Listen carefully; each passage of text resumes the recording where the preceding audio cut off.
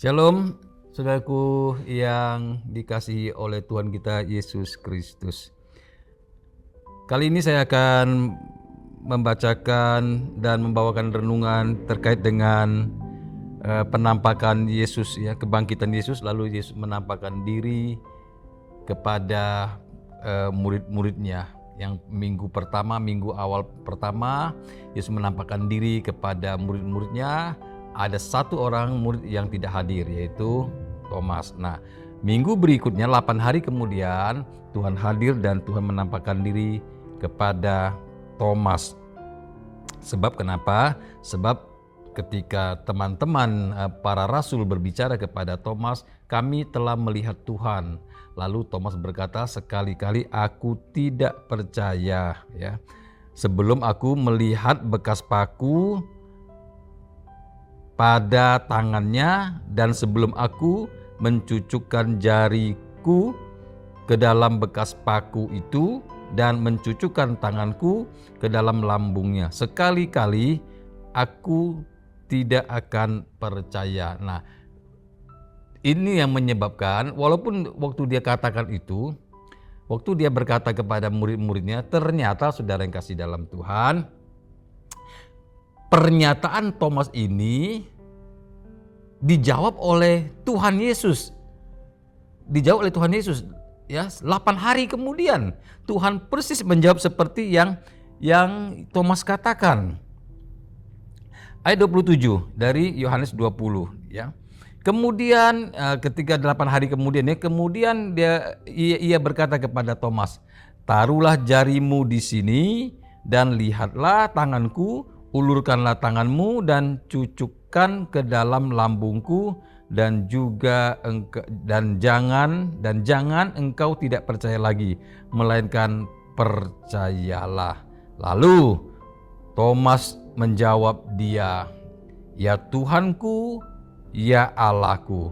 Jawaban Thomas ini menunjukkan bahwa Thomas benar-benar telah melihat Allah yang hidup. Sebenarnya Thomas, saya tidak tahu ya apakah Thomas ini mengutip di Mazmur 35, ya. Sebab Mazmur 35 nyanyian Daud juga ada kata ya Tuhanku, ya Allahku ketika Daud minta pertolongan. Nah, pernyataan Thomas ini, saudaraku yang kasih dalam Tuhan, bukan hanya sekedar pengakuan, tapi memuat arti yang sangat dalam bagi Thomas itu sendiri.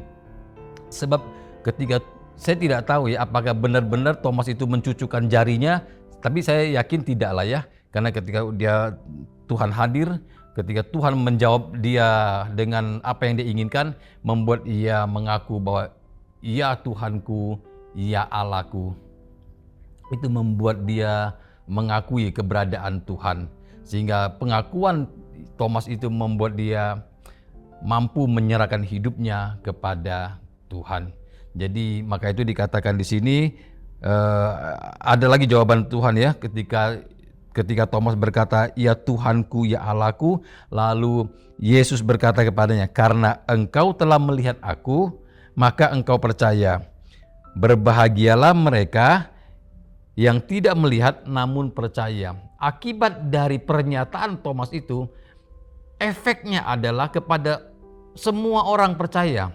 Pernyataan Tuhan itu bukan hanya kepada Thomas yang berbahagia, ya, berbahagia, tetapi berbahagia di sini yang diucapkan oleh Tuhan Yesus kepada semua orang yang tidak melihat namun percaya.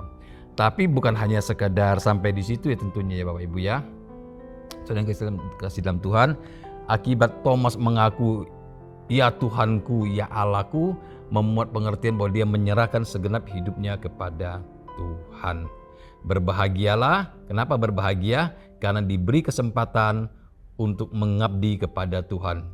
Kepada setiap kita tidak melihat Tuhan, maka kita berbahagia. Kenapa? Karena kita diberi kesempatan, bukan hanya untuk percaya, tapi dalam kepercayaan kita diberi kesempatan kita untuk mengabdi, melayani Tuhan.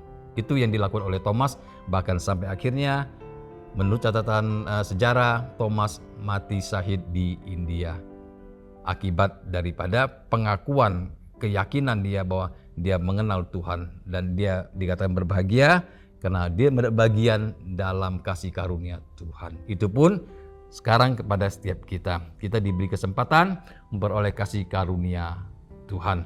Selamat melayani, Tuhan Yesus memberkati.